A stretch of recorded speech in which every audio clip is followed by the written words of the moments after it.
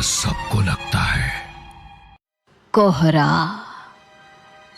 70 साल का नमन अपने पिता विजय से गोवा ट्रिप पर जाने की इजाजत मांग रहा था, लेकिन उसके पिता इसके सख्त खिलाफ थे।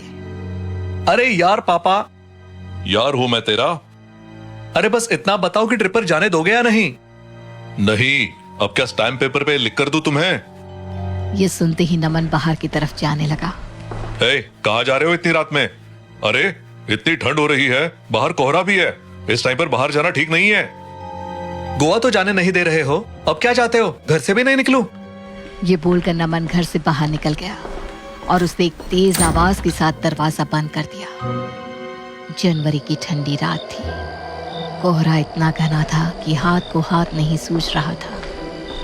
सांसें भाप बनकर बाहर निकल रही थी और दूर कहीं से कुत्तों के भौंकने की आवाज भी आ रही थी। क्या बोरिंग जिंदगी है यार। घर पर रहो तो पापा का लेक्चर सुनो और बाहर आओ तो ये डरावना सन्नाटा। नमन गगन के घर की ओर बढ़ा। सड़कों पर अजीब सी वीरानी थी। कोहरा इतना घना था कि सड़क पर लगी स्ट्रीट लाइट्स भी धुंधली लग रही थी। अचानक उसे ऐसा महसूस हुआ जैसे कोई उसके पीछे चल रहा हो। उसने पलट कर देखा, लेकिन वहां कोई नहीं था। उसकी चाल तेज हो गई। अरे ये क्या सोच रहा हूं मैं? कुछ नहीं है, शायद मेरा वहम होगा। वो भागता हुआ गगन के घर पहुंचा। गगन, ओ गगन, जल्दी बाहर आ। अरे क्या हुआ? इतनी रात में क्यों चिल्ला रहा है? यार बहुत गुस्सा आ रहा है। पापा गोवा ट्रिप पर नहीं जाने दे रहे। चल कहीं बाहर चलते हैं, लंबी ड्राइव पर। मेरा मूड ठीक करना पड़ेगा तुझे। तूने टाइम देखा है? और बाहर कितना घना कोहरा है। मम्मी पापा तो जाने नहीं देंगे। अबे यार बहाने मत बना। चल तू अपनी गाड़ी निकाल, कोई नहीं रोकेगा। गगन बेटा, इतनी रात में बाहर मत जाना। कोहरा बहुत है, कोई भी हादसा हो सकता है। मम्मी मैं संभाल लूंगा। नमन का मूड खराब है, बस थोड़ी देर में वापस आ जाएंगे। अरे गगन मेरी बात तो सुन। गगन बीच में ही उनकी बात काटता है और गाड़ी की चाबी उठा लेता है। वो दोनों गाड़ी लेकर हीरा के घर पहुंचे। हीरा के पिता प्रदीप भी उसे रोकने की कोशिश करने लगे। बेटा, इतनी रात में कोहरा और ठंड है, बाहर जाना ठीक नहीं है। अरे पापा डरिए मत, हम जल्दी वापस आ जाएंगे। प्रदीप कुछ कह पाता उससे पहले ही हीरा गाड़ी में बैठ गया। तीनों दोस्त अब गाड़ी में थे। कोहरा इतना घना हो गया था कि गाड़ी की हेडलाइट्स भी बेकार लग रही थी। सड़क पर सन्नाटा और ठंड इतनी थी कि खिड़की बंद होने के बावजूद शरीर कांप रहा था। गगन गाड़ी थोड़ा तेज चला। अरे भाई जितना हो सके उतना तेज चला रहा हूँ, लेकिन सारा नजारा ही गायब है कोहरे में। अरे यार मुझे तो ठीक नहीं लग रहा, वापस चलते हैं। तू तो हमेशा डरपोक ही रहेगा, चुपचाप बैठ। अचानक उनकी गाड़ी के सामने एक बड़ा ट्रक आ गया। गगन ने स्टीयरिंग व्हील घुमाया और किसी तरह सब बाल बाल बच गए, लेकिन इस घटना ने सबकी सांसें रोक दी। गगन ने फौरन गाड़ी तेज कर दी। यार ये क्या था?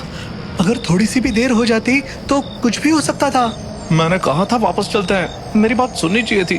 अब तो बच गए ना, बस चुप रह। जैसे जैसे गाड़ी आगे बढ़ी, माहौल और अजीब होता गया। उन्हें ऐसा लगने लगा जैसे कोई उनका पीछा कर रहा है। गगन ने जल्दबाजी में एक गलत मोड़ ले लिया। यार ये कौन सी जगह आ गई? ये रास्ता मैंने कभी नहीं देखा। अबे क्या कर रहे हो? तुम ही ड्राइवर हो, हमें सही से ले चलो। गगन बस गाड़ी चलाता जा रहा था, लेकिन कोहरा इतना घना था कि गगन बार बार गाड़ी धीमी कर रहा था, क्योंकि कुछ भी दिखाई देना बंद हो चुका था। ठंड की वजह से उनके हाथ कांप रहे थे। यार कैसे भी निकलते हैं यहाँ से, मुझे घर जाना है। गगन गूगल मैप खोलकर चेक कर, मुझे लग रहा है हम कहीं गलत आ गए हैं। हाँ ठीक है, देखता हूँ। गगन ने गाड़ी एक तरफ रोक दी और मोबाइल निकाला। जैसे ही उसने गूगल मैप चेक किया, उसकी आंखें हैरानी और डर से फैल गई। ओह माय गॉड, ये क्या है? हम ब्लैक शैडो रोड पर है। Black shadow road? ये वही रोड है जिसके बारे में मशहूर है कि ये हॉन्टेड है। हम यहाँ कैसे पहुंच गए? यहाँ तो लोग दिन में भी आने से डरते हैं। हे भगवान, लोग कहते हैं यहाँ जो एक बार आता है वो वापस नहीं जा पाता। बकवास बंद करो और गगन तुम गाड़ी वापस मोड़ो, हमें यहाँ से निकलना होगा। गगन ने जल्दी से गाड़ी स्टार्ट की और यू टर्न लेने की कोशिश की, लेकिन जैसे ही उन्होंने गाड़ी घुमाई, मोबाइल का सिग्नल पूरी तरह गायब हो गया। गूगल मैप काम करना बंद कर चुका था। अब क्या करेंगे? सिग्नल नहीं है, रास्ता भी समझ में नहीं आ रहा। मैं बस अंदाजे से चला रहा हूँ। हमें किसी भी तरह इस रोड से बाहर निकलना होगा। क्या अंदाजा? कुछ भी दिख नहीं रहा। लगता है हम कहीं फंस गए हैं। गाड़ी धीरे धीरे आगे बढ़ रही थी। तभी तीनों को ऐसा महसूस हुआ कि कोई उनका नाम पुकार रहा है। आवाज धुंधली थी लेकिन हर तरफ से आ रही थी। गगन, नमन, हीरा, तुम्हारा समय आ गया है। तुमने सुना? किसी ने मेरा नाम लिया। तेरा ही क्यों? मैंने भी सुना। वो आवाज तो मुझे भी बुला रही थी। चुप रहो, कुछ नहीं है। ये बस हमारा वहम है। इस रोड पर यही होता है। तभी अचानक गाड़ी एक झटके के साथ बंद हो गई और कोहरा छटने लगा। वो एक कब्रिस्तान के किनारे थे, पर उन्होंने ये नोटिस नहीं किया था। गगन, गाड़ी जल्दी स्टार्ट कर। गाड़ी स्टार्ट नहीं हो रही। देखो, वहां रोशनी है। वो क्या है? कहीं कोई इंसान तो नहीं? चलो देखते हैं। हाँ, हो सकता है कोई मदद मिल जाए। चलो तीनों लोग चलकर देखते हैं। तीनों दोस्त धीरे धीरे उस रोशनी की तरफ बढ़ने लगे। हर कदम के साथ उनकी धड़कनें तेज हो रही थी। जैसे ही वे उस रोशनी के पास पहुंचे, तब उन्हें पता चला कि वो एक कब्र है और वो कब्रिस्तान में खड़े हैं। लेकिन अब देर हो चुकी थी। अचानक कब्र का ढक्कन खुला और अंदर से एक कंकाल जैसा हाथ बाहर निकला। अरे भागो, भागो यहाँ से। गाड़ी की तरफ दौड़ो, जल्दी। तीनों वहां से भागते हुए गाड़ी के पास पहुंचे। उनकी सांसें थम सी गई थी। तभी अचानक पीछे से हीरा के पिता प्रदीप की आवाज आई। हीरा, तुम यहाँ क्या कर रहे हो? मैंने तुम्हें मना किया था ना। पापा, आप यहाँ कैसे? अब जरा सवाल मत पूछ और घर चल। प्रदीप ने हीरा का हाथ पकड़ा और उसे घसीटते हुए ले जाने लगा। गगन और नमन पीछे से चिल्ला रहे थे। हीरा, मत जा, ये कुछ गड़बड़ है। अरे, ये तुम्हारे पापा नहीं हो सकते। कुछ ही दूरी पर प्रदीप ने हीरा को गले से पकड़ा और हवा में उठा दिया। प्रदीप की आंखें लाल हो गई और चेहरा भयानक रूप से बदलने लगा। पापा, पापा छोड़ो मुझे, तुम मेरे पापा नहीं हो। गगन, जल्दी कुछ करो, ये कोई भूत है। पर तभी कोहरा दोबारा घना हो गया। गगन और नमन को कुछ भी दिखाई नहीं दे रहा था। बस हीरा की चीखें सुनाई दे रही थी। हीरा को उठाए हुए वो भूत कोहरे में गायब हो गया। हीरा की चीखें कोहरे में गूंज रही थी। गगन और नमन ने हिम्मत जुटाई और उसकी तरफ दौड़ने लगे, लेकिन भागते भागते वे एक दूसरे से बिछड़ गए। गगन, कहाँ हो तुम? यहाँ हूँ, तुम मेरी आवाज की तरफ आओ। मैं कोशिश कर रहा हूँ, कुछ भी साफ नहीं दिख रहा। गगन ने नमन की आवाज की दिशा में बढ़ना शुरू किया।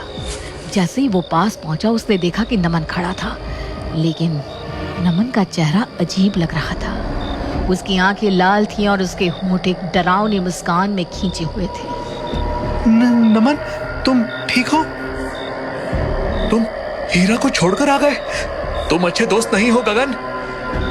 गगन समझ गया कि ये नमन नहीं, वही भूत था। वो जोर से चिल्लाया और पीछे की तरफ भागने लगा। भागते भागते वो अचानक किसी चीज से टकराया। उसने देखा कि वो उसकी कार थी। भगवान का शुक्र है, कम से कम गाड़ी तक तो पहुंचे। गगन जल्दी से गाड़ी में बैठा और उसे स्टार्ट करने की कोशिश करने लगा। इस बार गाड़ी स्टार्ट हो गई। उसने राहत की सांस ली और गाड़ी आगे बढ़ाई। लेकिन तभी अचानक सामने नमन आ गया। गगन, मुझे भी गाड़ी में बैठा लो। नहीं, मैं तुम पर भरोसा नहीं कर सकता। तुम वही भूत हो। मैं भूत नहीं हूँ, मैं ही तुम्हारा दोस्त हूँ। नहीं। नमन ने गुस्से में गाड़ी की खिड़की का शीशा तोड़ और दरवाजा खोलकर अंदर आ गया। तुम सच में नमन हो? हाँ हाँ, मैं ही हूँ। जल्दी करो, गाड़ी तेज चलाओ, यहाँ से निकलना होगा। गगन ने गाड़ी तेज भगानी शुरू कर दी। कोहरा इतना घना था कि आगे कुछ भी नहीं दिखाई दे रहा था। तभी पीछे से एक डरावनी आवाज आई। अपने दोस्त हीरा को छोड़कर भाग रहे हो?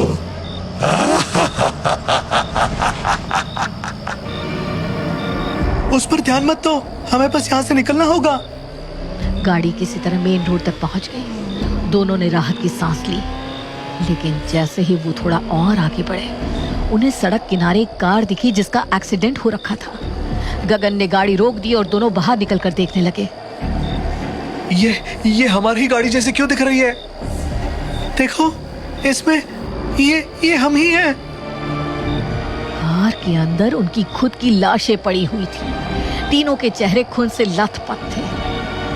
ये कैसे हो सकता है? हम तो जिंदा हैं। What the hell?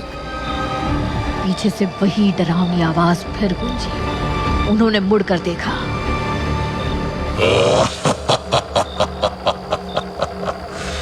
मैं भूत नहीं, यमराज हूँ, और तुम लोग उस ट्रक से टकरा कर मर चुके हो। चलो, तुम्हारा वक्त पूरा हो चुका है। क्या? नहीं, हमें थोड़ा और समय चाहिए। नहीं, ये नहीं हो सकता। यमराज ने उनकी बातें अनसुनी कर दी और दोनों को अपने साथ ले जाने लगे। उनकी चीखें कोहरे में गूंजने लगी, लेकिन उनको सुनने वाला कोई नहीं।